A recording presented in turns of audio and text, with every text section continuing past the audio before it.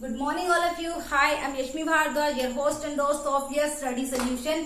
हाँ जी, हम बात कर रहे थे 12th क्लास की बिजनेस स्टडीज की, जिसमें हम दो टॉपिक्स पहले से क्लियर कर चुके हैं, जिसमें हमारा पहला टॉपिक था मैनेजमेंट एंड दूसरा टॉपिक था प्रिंसिपल ऑफ मैनेजमेंट। तो चलिए हम स्टार्ट कर रहे थे अपना अगला टॉपिक, जिसका नाम है बिजनेस एनवायरनमेंट। मैंने आपको बताया बिजनेस एनवायरनमेंट क्या होता है। भाई बिजनेस एनवायरनमेंट का मतलब होता है total of all factors which affect the business. भाई ऐसे फैक्टर्स जो बिजनेस को इफेक्ट करते हैं internally as well as externally, दोनों तरह से बिजनेस को जो फैक्टर्स इफेक्ट कर रहे हैं, जिन पे बिजनेस का कोई कंट्रोल नहीं है, वो बिजनेस एनवायरनमेंट होता है। तो अगर हम बात करें ऐसे कौन से फैक्टर्स हैं, जैसे मैंने आपको बताया कस्टमर। भाई कस्टमर पे हमारा कोई कंट्रोल नहीं होता, आज मेरे पास है कल आपके पास है, उनसे हम जबरदस्ती नहीं कर सकते कि हमारे बिजनेस में आओ। ये सरकारी पॉलिसी, सरकार ने कोई पॉलिसी चेंज कर दी तो उसका भी हम पे कोई इफेक्ट। अब सरकार कहते हैं हर बिजनेस का रजिस्ट्रेशन होना जरूरी है, तो छोटे छोटे बिजनेस है जिनका रजिस्ट्रेशन नहीं है वो परेशान हो जाएंगे। तो ये बिजनेस एनवायरनमेंट है। तो पढ़ते हैं कुछ फीचर्स। पहला पढ़ते हैं टोटलिटी ऑफ एक्सटर्नल फोर्सेस। भाई बिजनेस एनवायरनमेंट में जितने भी फोर्सेस होते हैं वो सारे के सारे एक्सटर्नल फोर्सेस होते हैं। एक्सटर्नल का मतलब बाहरी शक्तियां होती है जिनका बिजनेस पे कोई कंट्रोल नहीं होता। जैसे कि बात करते हैं सरकार। भाई देखो सरकार बिजनेस से बिल्कुल अलग है। सरकार ने कोई पॉलिसी चेंज कर दी, जीएसटी लागू कर दिया, कुछ भी कर दिया, तो उससे क्या होता है बिजनेस इफेक्ट होना है और बिजनेस का इस पे कोई कंट्रोल नहीं है।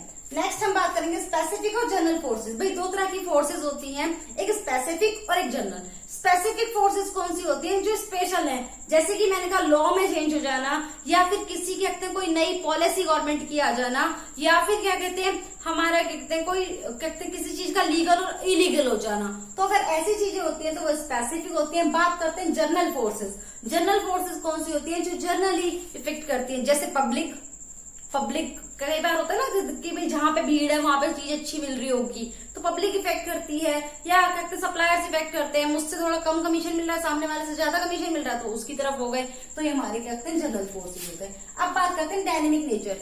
भाई जो बिजनेस एनवायरनमेंट है वो डायनेमिक है। डायनेमिक होने का मतलब क्या है? गतिशील, जो बदलता रहता है। अब जैसे की बात करोगे भाई पिछले टाइम की बात करें तो पहले क्या होता है, रेडियो चलते थे मनोरंजन के लिए, तो लोग रेडियो पे ज्यादा फोकस करते थे। फिर आए ब्लैक एंड व्हाइट टीवी, लोग उनकी तरफ अट्रैक्ट होने लगे। बहुत सारे कस्टमर रेडियो को छोड़कर ब्लैक एंड व्हाइट टीवी, क्योंकि उसमें दिखता भी है और सुनाई भी देता है।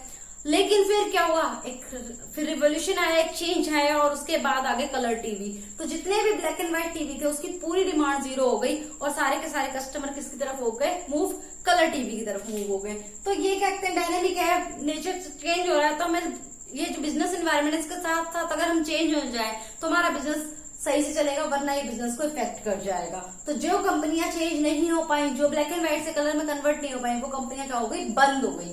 Next uncertainty. अनसर्टेनिटी का मतलब होता है देखो जो बिजनेस एनवायरनमेंट है, पहली बात तो वो फ्यूचर के लिए क्या आता है, बिजनेस एनवायरनमेंट की हम स्टडी कर क्या करते हैं, फ्यूचर की पॉलिसीज बनाते हैं। और यू नो फ्यूचर क्या है? फ्यूचर अनसर्टेन है। और जब फ्यूचर अनसर्टेन है इसका मतलब बिजनेस एनवायरनमेंट भी क्या हो गया? अनसर्टेन हो गया। जैसा हम देख रहे हैं, जैसा हम सोच रहे हैं, जरूरी नहीं है ऐसा ही हो। Next complexity. दूसरी बात, बिजनेस एनवायरनमेंट को समझना बड़ा कॉम्प्लेक्स हो जाता है। हम किसी चीज को देखकर अंदाजा नहीं लगा सकते कि ऐसा ही होगा। मान के चलिए सर्दियां चल रही है, सर्दियों में ब्लैंकेट बहुत बिक रहे हैं। अब मैंने क्या करा, ब्लैंकेट की शॉप खोल ली।